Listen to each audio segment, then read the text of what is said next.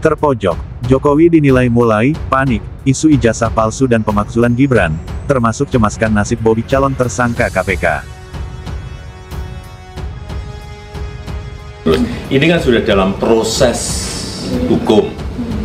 Dalam proses hukum, sudah malah saya baca kemarin sudah dalam proses penyidikan. Ya sudah, serahkan pada proses hukum yang ada. Kemudian kita lihat nanti di sidang-sidang yang ada di pengadilan seperti apa.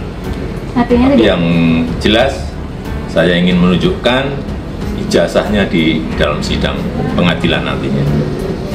Tidak ada rencana sama sekali untuk menunjukkan secara di luar sidang? Tidak, harus dalam sidang-sidang pengadilan yang ada nanti. Akan saya tunjukkan ijazah asli yang saya miliki. Oh, itu dengan ijazah palsu ini untuk mengaburkan legasi Pak Jokowi. Saya berperasaan memang kelihatannya ada agenda besar politik di balik isu-isu ini, ijazah palsu, isu pemakzulan. Ini perasaan politik saya mengatakan ada agenda besar politik untuk menurunkan reputasi politik, untuk mendowngrade yang ya buat saya biasa-biasa aja. Termasuk isu yang untuk pemakzulan? Termasuk itu, jadi ijazah palsu, pemakzulan Mas Wapres, saya kira ada agenda besar politik. Salah satu penuding ijazah Jokowi palsu, Rismon Sianipar menegaskan tidak terafiliasi dengan partai politik atau kekuatan politik apapun. Tujuannya bersuara soal ijazah Jokowi adalah murni kajian akademik. Jadi tidak ada motif politik apapun. Kami bertiga murni adalah pendapat akademik, ya, analisa akademik, dan siap untuk dibantah. Sementara politikus PDI Perjuangan Arya Bima menilai seorang negarawan seharusnya sudah terbiasa diterpa isu. Menurut Arya, polemik yang ditujukan dan dialami Jokowi merupakan hal biasa di dunia politik. Isu pemakzulan, juga itu menyangkut masalah ijazah. Saya melihat itu satu hal yang biasa dalam satu dinamika politik di negeri ini. Juga dirasakan oleh PDI Perjuangan, oleh Pak Prabowo, oleh Pak SBY, oleh Pak Erlangga, kan semua merasakan itu. Dan toh juga tidak disampaikan ke publik. Tapi rakyat membutuhkan dorongan dan semangat dari Pak Jokowi selaku negarawan, selaku orang yang pernah menjadi pemimpin Presiden Republik ini, Presiden 2 periode, gubernur dan wali kota. Pak Jokowi perlu memberikan semangat pada rakyat dan bangsa ini untuk bangkit. Namun, Direktur Eksekutif Trias Politika menyebut sosok Jokowi yang terlalu kuat memang membuatnya jadi target politik. Isu ijazah dan pemakzulan Gibran menjadi cara mendelegitimasi Jokowi. Karena terlalu kuat, maka harus didelegitimasi. Oke, baik. Caranya ya tadi dengan pemakzulan, dengan ijazah, istilah kata 2 titik kasus, ya, rusak susu sebelanga gitu. Jadi legacy beliau ingin dihancurkan juga. Jadi orang nggak akan ingat infrastruktur, nggak akan ingat capaian kita bisa melewati pandemi. Sekarang yang orang ingat top of mind-nya adalah ijazah dan pemakzulan. Apa yang dikatakan Pak Jokowi itu 100% saya katakan untuk saya itu benar. Dari dulu kan saya mengatakan itu. Ada grand design di balik ini yang berhubungan dengan politik itu, ya kan? Kita coba lihat dari ijazah aja ini kan nggak kelar-kelar juga masalahnya apa? Karena mereka itu ya membenarkan gitu loh, bukan mencari kebenaran. Pembenaran terhadap argumen-argumen dia yang memang sudah dipatahkan secara logika pun maupun secara bukti-bukti yang ada gitu, baik dari pihak kepolisian maupun pihak UGM itu. Dan kemudian tiba-tiba muncul ya namanya ya dari purnawirawan gitu. Ini rangkaiannya gitu kan. Tiba-tiba muncul kata pemakzulan.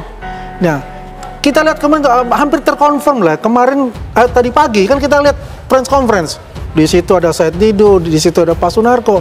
Yang notabene memang ini ya seperti suatu rancangan gitu loh, yang akhirnya dikumpulkan jadi satu untuk menyerang Pak Jokowi dan juga untuk pemerintah sekarang, Prabowo Gibran. Iya, Pak Jokowi pasti tidak kaleng-kaleng ya dalam menyampaikan pendapat. Kalau dia bilang perasaan, ini pasti dia sudah dapat informasi-informasinya dari yang di sekitaran dia tentunya, entah itu dari info relawan atau info-info orang terdekatnya.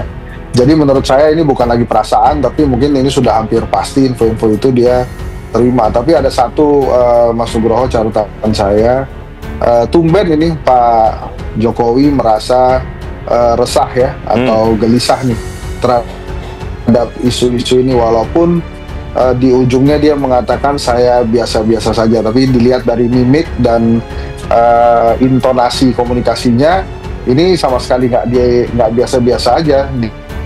Dia deg-degan ini situasinya, hal yang menurut saya belum pernah dia alami. Kalau menurut saya sih ini memang tumben banget nih Pak Jokowi deg-degan, dan deg-degannya itu banyak isunya, bukan hanya ijazah kan. Tadi dia sebut juga tentang pemakzulan Gibran. Betul. Dan bisa saja ke nasib hukumnya Bobi Nasution ya, karena di Sumatera Utara pun kasusnya sedang menggeliat ini. Jadi banyak hal ini saya rasa belum pernah memang dialami oleh Pak Jokowi, terutama isu pemakzulan kan ini memang bukan isu yang biasa-biasa saja, dan ini nampaknya terus bergulir pada saat DPR belum membacakan surat dari Purnawirawan. Itu bukan berarti kasusnya close, tapi menurut saya tunggu momentum yang tepat, dan ini menjadi salah satu kuncian dalam politik juga. Jadi kalau kemudian Gibran melakukan manuver-manuver yang tidak disukai para politisi Senayan, sangat mungkin surat itu dibacakan. Silakan. Kita lihat, kalau kita lihat di bagian sini, sebetulnya ini kan reaksi standar yang biasa dilakukan oleh Pak Jokowi juga. Dari mimik juga standar begitu betul. ya? Oh, sangat standar. Dan buat saya ini cara sembunyinya Pak Jokowi untuk menyembunyikan emosinya. Baik, karena memang kalau kita melihat Pak Jokowi juga dalam respon beberapa hal, ekspresinya relatif lebih sama begitu ya? Sama saja begitu ya? Gini, sama saja itu bukan muncul karena sebuah tanda petik memang aslinya cuma sama saja, enggak. Bisa juga pengalaman selama sekian puluh tahun kehidupannya beliau, bahwa udah tahu bahwa kalau menyatakan sesuatu tuh nggak usah terlalu ekspresif. Nah, dalam hal ini kalau kita bicara wawancara media, apalagi sekelas Pak Jokowi misalnya, nggak mungkin Pak Jokowi ditanya tiba-tiba oleh yang mau wawancara di depannya, berani-beraninya nanya yang tiba-tiba di luar skrip gitu. Artinya kan udah ada diskusi sebelumnya, sehingga kemampuan Pak Jokowi untuk menjaga wajah itu sebetulnya cukup bagus. Pak Jokowi tahu harus seperti apa, begitu intinya ya. Oke, baik. Ini nampaknya juga belum ada gestur dari tangan yang berlebihan begitu ya. Apa yang bisa diartikan dari sini, Mas Kirdi? Bagian sini sebetulnya tidak banyak informasi yang kita bisa gali tentang emosinya Pak Jokowi, karena kan sebetulnya microekspresi adalah membaca emosi yang bocor melalui ekspresi wajah, tarikan samping mata, tarikan terusannya senyum, dan segala macam seperti itu.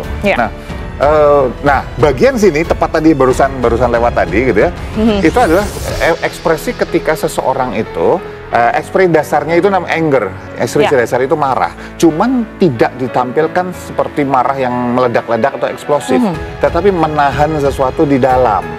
Nah, marahnya kenapa? Itu yang nggak bisa kita langsung hubungkan langsung dengan bahwa itu hubungannya dengan masalah ijazah.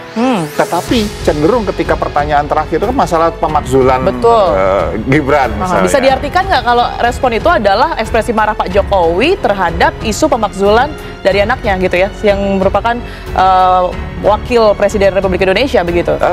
Bahwa itu terhubung ya, terhubung ke situ ya.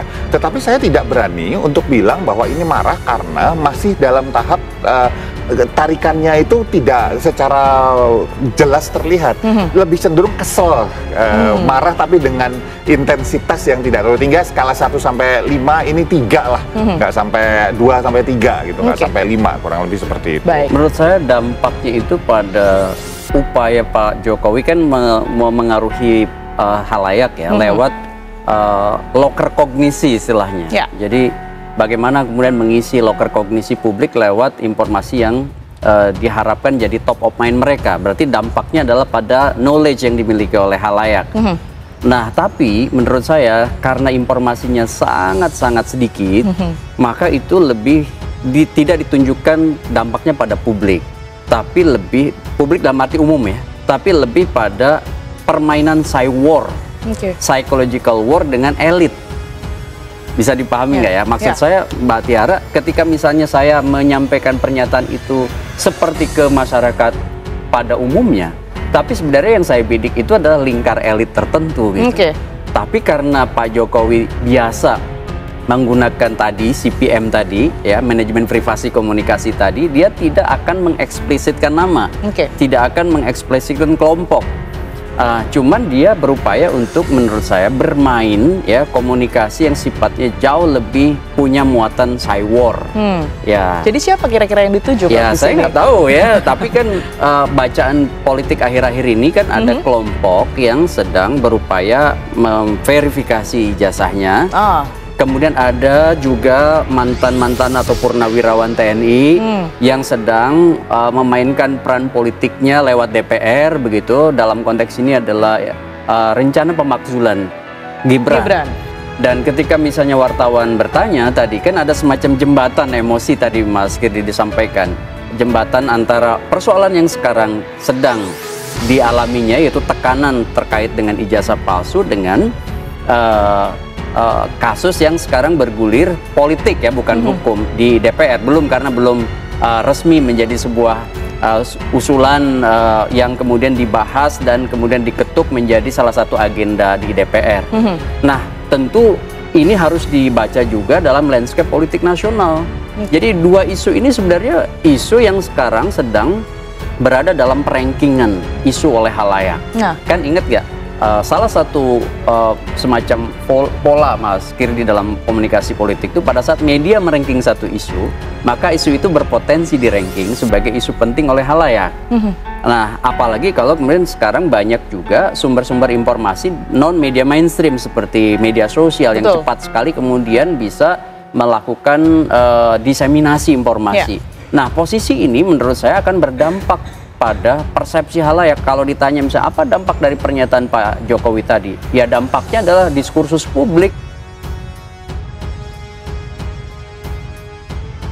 Analis komunikasi politik Henry Satrio, Hensa, menyoroti pernyataan Presiden ke-7 RI Joko Widodo atau Jokowi yang mengungkapkan kecurigaannya bahwa ada agenda politik besar di balik isu ijazah palsu yang menyeret namanya dan wacana pemakzulan putra sulungnya, Wakil Presiden Gibran Raka Buming Raka. Hensa menilai pernyataan Jokowi ini menunjukkan adanya kekhawatiran yang nyata dari mantan Presiden ke-7 RI tersebut. Tumben, saat ini kelihatan banget Jokowi mulai khawatir dengan isu ijazah, pemakzulan Gibran, dan mungkin juga nasib Bobi, kata Hensa kepada wartawan, Selasa, tanggal 15 Juli tahun 2025. Menurutnya, sikap Jokowi yang secara terbuka menyampaikan kecurigaannya terhadap agenda politik ini berbeda dari biasanya.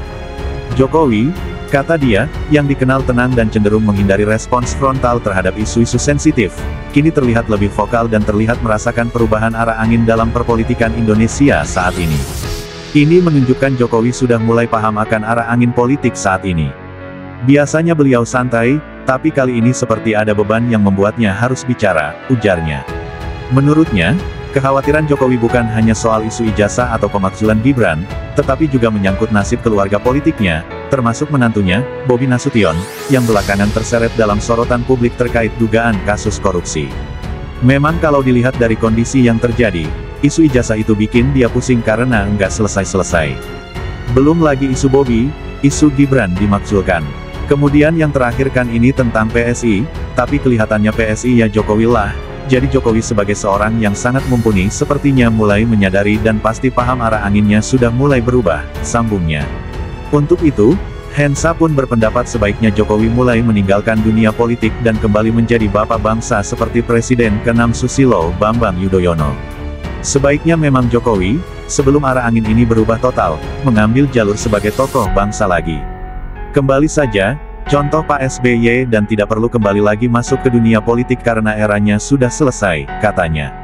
Soal Bobi, ya biarkan saja dia mempertanggungjawabkan jabatan dia, termasuk juga Gibran mempertanggungjawabkan jabatan dia, tidak perlu lagi Jokowi turun tangan, imbuhnya. Firasat Jokowi soal isu pemakzulan. Sebelumnya, Tensi politik nasional kembali memanas, dengan manuver mantan Presiden Joko Widodo alias Jokowi yang memberikan pernyataan pedas terkait berbagai kasus melibatkan dirinya setelah lengser. Jokowi kini sudah secara terang-terangan menyatakan firasatnya soal ada kekuatan besar yang sengaja mengorkestrasi rentetan serangan hukum serta politik terhadap dirinya serta keluarga. Hal itu ditegaskan Jokowi dari rumahnya, kawasan Sumber, Banjarsari, Solo, Senin, tanggal 14 Juli tahun 2025. Isu-isu seperti tuduhan ijazah palsu yang terus digulirkan hingga manuver pemakzulan terhadap putranya, Wakil Presiden Gibran Rakabuming Raka, dipandang Jokowi bukan sekadar kasus biasa. Saya berperasaan memang kelihatannya ada agenda besar politik di balik isu ijazah palsu, pemakzulan, kata Jokowi saat ditemui di Solo, Jawa Tengah, Senin, tanggal 14 Juli tahun 2025. Menurut Jokowi, tujuan dari rentetan isu ini sangat jelas, sebuah upaya sistematis untuk merusak reputasinya dan menggerus